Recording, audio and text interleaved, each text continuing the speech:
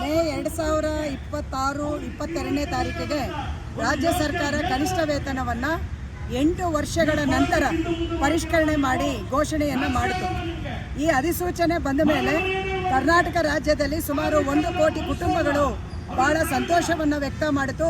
ಮತ್ತು ಮಿನಿಮಮ್ ನಮ್ಮ ಜೀವನ ವೆಚ್ಚವನ್ನು ನಿರ್ವಹಣೆ ಮಾಡಲಿಕ್ಕೆ ಇದು ಸಹಾಯ ಆಗುತ್ತೆ ಅಂತಕ್ಕಂಥ ನಂಬಿಕೆ ಇತ್ತು.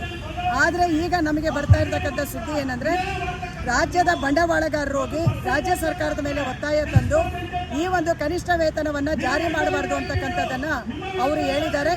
ಅವರ ಮಾತಿಗೆ ಬೆಲೆ ಕೊಟ್ಟು ರಾಜ್ಯ ಸರ್ಕಾರ ಈ ಒಂದು ಕನಿಷ್ಠ ವೇತನವನ್ನು ಅಭಯಣಿಸಲಿಟ್ಟು ಇನ್ನೊಂದು ಕಮಿಟಿಯನ್ನು ಮಾಡ್ತೀವಿ ಅಂತ ಹೇಳ್ತಿದ್ದಾರೆ.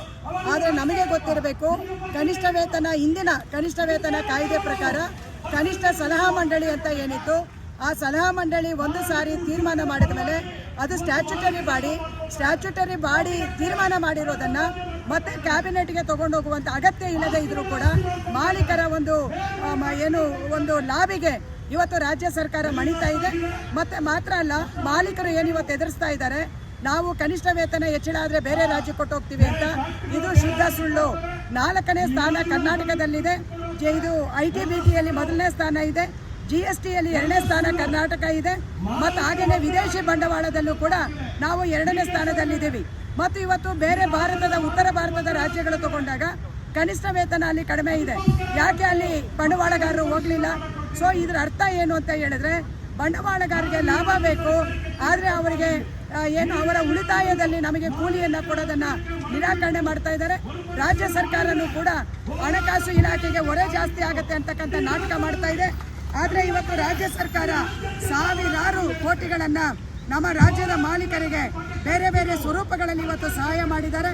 ಇಷ್ಟೆಲ್ಲ ಮಾಡಿದರೂ ಕೂಡ ಆ ಒಂದು ಬಂಡವಾಳಕ್ಕೆ ಲಾಭ ತರುವಂಥ ಶ್ರಮಶಕ್ತಿಯನ್ನು ಇವತ್ತು ನೆಗ್ಲೆಕ್ಟ್ ಮಾಡೋದು ಕರೆಕ್ಟ್ ಅಲ್ಲ.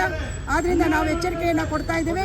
ಕರ್ನಾಟಕ ಸರ್ಕಾರ ಯಾವುದೇ ಕಾರಣಕ್ಕೂ ಕೂಡ ಈ ಕನಿಷ್ಠ ವೇತನವನ್ನು ಸ್ಥಗಿತ ಮಾಡೋದು ಅಥವಾ ಮತ್ತೊಂದು ಮಾಡುವಂಥ ಕೆಲಸಗಳಿಗೆ ಕೈ ಹಾಕಬಾರ್ದು. ಇದನ್ನು ಕೂಡಲೇ ಜಾರಿ ಮಾಡಬೇಕು ಅಂತ ಹೇಳಿ ನಾನು ಈ ಮುಖಾಂತರ ಒತ್ತಾಯ ಮಾಡ್ತೇನೆ. ಶಾಸನಬದ್ಧ ಕನಿಷ್ಠ ವೇತನ ಜಾರಿ ಆಗಲೇಬೇಕು. ಧರಣಿಯಲ್ಲಿ ಭಾಗವಹಿಸಿದಂತ ಆತ್ಮೀಯ ಕಾರ್ಮಿಕ ಸಂಗಾತಿಗಳೇ,